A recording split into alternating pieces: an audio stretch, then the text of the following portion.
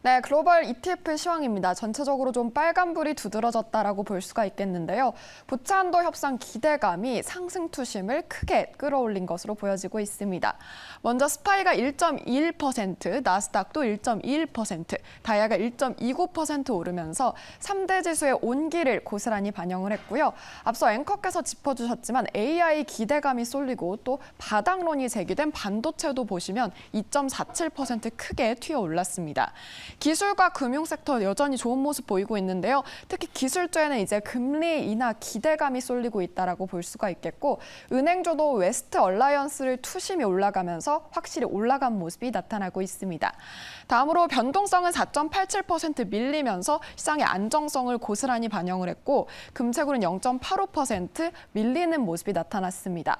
다음으로 국제 유가 살펴보도록 할 텐데요. 역시 디폴트가 좀 기대감이 없어질 것이라는 기대감이 커지면서 3.29% 오름세를 시현했습니다. 이렇게 계속해서 오름세를 보여주고 있다는 거 참고하시면 좋을 것 같고요. 계절적 영향도 있다는 거 확인하시면 좋을 것 같습니다. 다음으로 상승 하락 종목 5가지 만나보도록 하겠습니다. 지역은행이 가장 큰 상승세를 이끈 것이 확인이 되고 있는데요. 은행주의 투심이 좀 살아날 것 기미가 보이고 있다는 점 확인을 하시면 좋을 것 같습니다. 원유, 천연가스, 석유행가스도 역시 눈에 띄는데요. 에너지 시장이 앞으로 계절의 영향을 받으면서 크게 오를 것이 시사가 되고 있고 수요 회복 기대감도 실리고 있습니다. 다음으로 하락한 ETF 살펴보시면 빅스 선물이 가장 크게 하방 압력을 받았는데요. 시장이 계속해서 안정세를 찾고 있다라고 볼 수가 있겠습니다. 나스닥 하락, 금채굴 하락, 금국, 금채굴 순으로 금채굴 하락과 금채굴이 모두 올라와 있는 것이 확인이 되고 있습니다. 지금부터는 ETF 시황 자세히 전화로 알아보려고 하는데요. 김지연 미래에셋 자산용 ETF 운용 부분 선임 매니저와 함께 ETF 리뷰부터 들어보도록 하겠습니다. 네, 리뷰 부탁드립니다. 네.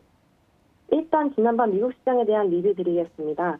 미국 증시는 전일 부채 한도 협상 타결에는 실패했지만 백악관과 공화당 모두 긍정적인 평가를 하는 데 힘입어 상승 출발했습니다.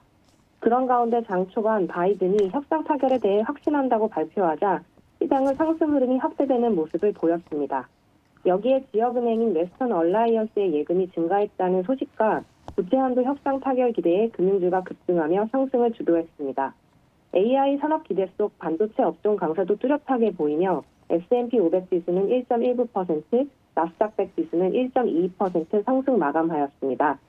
여기까지가 전일 미국 시장에 대한 리뷰였고요. 지금부터는 지난주 목요일부터 이번 주 화요일까지 전반적인 시장 리뷰 설명드리겠습니다. 본 기간 동안 S&P 500 지수는 마이너스 0.67%, 나스닥 100 지수는 0.59% 수익률을 기록하였습니다. 미국 증시는 경기 방향, 정치 불확실성에 박스권 내에서 등락하는 모습을 보였습니다. 주요 이슈들을 좀 살펴보면요. 최근 경기 우려를 높이는 지표들이 다수 발표되었습니다. 4월 소비자 물가지수는 시장 예상에 부합했으며 특히 주거비 물가의 하향 안정이 확인되며 시장에 안도감을 부여했습니다. 다만 물가 하향 안정과 함께 경기 위축에 대한 우려도 계속되었습니다. 4월 미시건대 소비자 심리지수와 뉴욕 제조업 지수 모두 시장 예상을 큰 폭으로 하회했습니다. 4월 소매 판매는 전월 대비 증가했지만 스포츠, 도서, 가구 등의 비필수적인 대량 품목의 판매는 감소하였습니다. 유통주들의 1분기 실적 발표가 시작된 가운데 홈디포는 1분기 부진한 실적을 공개한 데 이어 가이던스도 하향 조정하였습니다. 주요 고객층인 주택을 소유하고 있는 고소득층의 수요 위축의 가능성이 반영된 것으로 보입니다. 또한 지역은행주 또한 불안도 계속되는 양상을 보이고 있는데요. 미국 캘리포니아주 지역은행인 팩웨스트은행이 5월 첫 주 동안에만 예금이 9.5% 감소했다고 공시하면서 뱅크런 우려가 다시 부각되었습니다. 미국의 연방예금보험공사는 실리콘밸리 파산 등으로 인한 예금보험기금의 손실 보충을 위한 방안으로 추가 보험료 부과 방침을 밝혔는데요. 이는 부담 비중이 큰 대형은행에 부정적으로 작용했습니다. 한편 민주당과 공화당의 부채 한도 협상에서 진전은 없었습니다. 메카지 하원 의장은 여전히 양측 입장이 멀리 떨어져 있다고 밝혔으나 합의에 이르는 것은 어렵지 않으며 주말까지 합의에 도달할 수 있을 것이라 언급했습니다.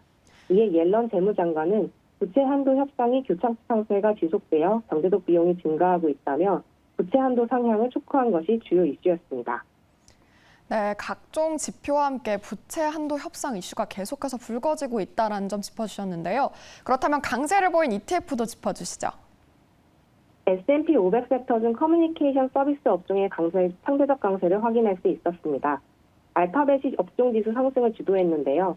구글은 지난 10일 연례 개발자 회의를 통해 업그레이드된 AI 기술을 발표했습니다. 새로운 언어 모델이 적용된 생성형 AI인 바드가 공개됐고, 구글 생태계 곳곳에 바드를 접목시키는 방안도 공개되었습니다. 이에 따라 AI 중심의 성장 기대가 주가를 끌어올렸습니다. 이 외에도 천연가스 관련 ETF들이 수익률 상위에 위치했는데요. 천연가스 가격은 현재 5년 만에 4주째 플러스를 기록하고 있습니다. 지난 겨울 러시아의 에너지 공급 축소에 대응하여 독일 같은 유럽 국가들이 러시아의 천연가스 의존도를 낮추기 위한 새로운 LNG 프로젝트를 실행하였으며, 이에 따라 안정성이 회복된 것으로 판단되고 있습니다. 여기에 여름이 다가오는 계절적 요인으로 미국의 LNG 수요가 점차 증가할 것으로 예상되고 있습니다. 더하여 태국, 베트남 등 동남아시아 지역에는 수출이 촉출하고 있는데, 이 때문에 천연가스 관련 ETF 성과가 우수했던 것으로 보입니다. 네, AI 기대감으로 인해서 커뮤니케이션 섹터가 좀 올라왔다는 점 짚어주셨고요. 계절적 요인으로 인해서 천연가스의 상승세도 두드러진 점 확인이 되고 있습니다. 그렇다면 머니플로우가 활발했던 개별 ETF도 짚어주실까요? 일단 순이익이 강하게 이루어졌던 ETF를 먼저 살펴보려고 하는데요.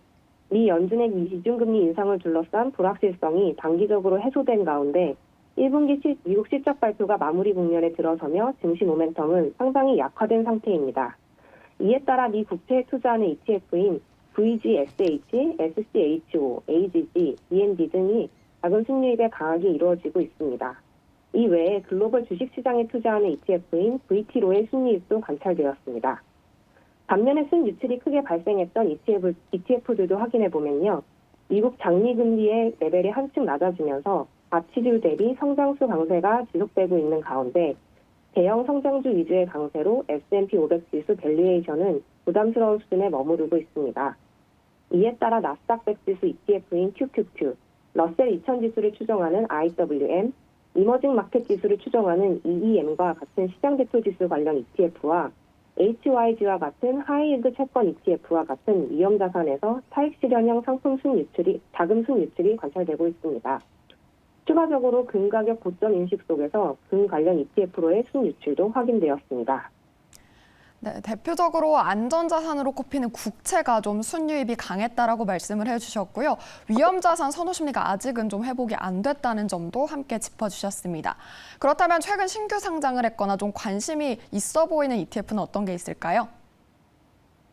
먼저 만기가 20년 이상 남은 미국 국채에 투자하는 ETF에 관심을 가져보시면 좋을 것 같습니다.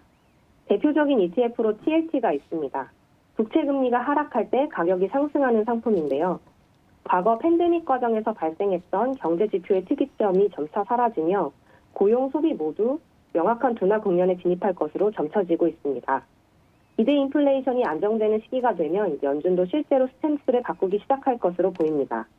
이러한 시기에 장기 국채는 상대적으로 안정적인 흐름을 이어갈 것으로 전망되고 있습니다. 둘째로 조금 장기적인 관점에서 확실한 성장이 전망되는 산업과 관련된 ETF도 주목해 보시면 좋을 것 같습니다. 예를 들면 AI 산업이 해당될 수 있겠습니다. AI 산업은 꾸준한 연구 개발과 투자가 진행되어 온 가운데 최근 들어 실생활 적용 범위가 빠르게 확장되는 모습을 보이고 있습니다. 금융, 의료 등 다양한 영역에서 활용되고 있는데요. 특히 챗 GTP가 세상에 등장하며 관심이 더욱 집중되고 있습니다. 관련 ETF는 VOTZ가 있습니다. VOTZ는 로봇 AI 산업의 성장 과정에서 수혜를 받을 수 있는 글로벌 기업들로 구성되어 있어 앞으로의 AI 산업 성장과 더불어 성과를 기대해 볼 수 있는 상품입니다. 네, 미국 국채 ETF 그리고 AI 관심도 계속된다라는 점 짚어주셨는데요. 그렇다면 주목해야 할 지표나 경제 일정은 어떤 게 있을까요? 우선 실적 시즌이 마무리되고 있는 국면인데요. 대표적인 소비재 기업의 실적 발표는 아직 남아 있습니다. 월마트의 1분기 실적이 미국 현지 시간 기준으로 18일 예정되어 있으며 동일한 소비재 섹터의 대형주로 로우스라는 기업이 있는데요. 로우스는 주택 개량을 위한 건축자재 및 기구, 용품 등 다양한 제품을 판매하는 대표적인 소비재 기업으로 로우스 또한 오는 23일인 다음 주에 실적 발표가 예정되어 있어 해당 기업들의 실적을 통해 미국의 경기 수준을 가늠해 보실 수 있을 것 같습니다. 둘째로 차주인 23일에는 S&P 글로벌에서 산출하는 PMI 지수 발표가 예정되어 있습니다. 미국 5월 S&P 글로벌 PMI 지수 결과에 따라 시장의 변동폭이 확대될 것으로 보입니다. 현재 제조업 PMI 지수의 컨센서스가 49포인트로 형성되어 있어 경기 위축을 전망하고 있는 반면 제조업 업황은 현재 견조하다는 점에서 예상치를 상회할 가능성이 조금 더 높을 것으로 예상되고 있습니다. 마지막으로 연준 정책에 상당한 영향력을 행사하는 인물들의 발언이 이어지고 있는데요. 이번 주 금요일인 19일에는 제롬 파월 연준 의장을 비롯하여 존 윌리엄스 뉴욕 연방은행 총재 등의 발언이 나설 예정입니다. 이들이 최근에 발표된 물가와 고용지표에 대해 어떤 평가를 내리는지는 다음 달 예정된 6월 통화정책회의가 어떻게 진행될지 예측할 수 있는 중요한 척도가 될 것으로 보입니다. 로스의 실적, PMI 그리고 연준 인사의 발언까지 주목해 보시면 좋을 것 같습니다. 지금까지 김지연 미래에셋 자산용 ETF 운용부문 선임 매니저와 함께 전화로 ETF 연결 들어봤습니다.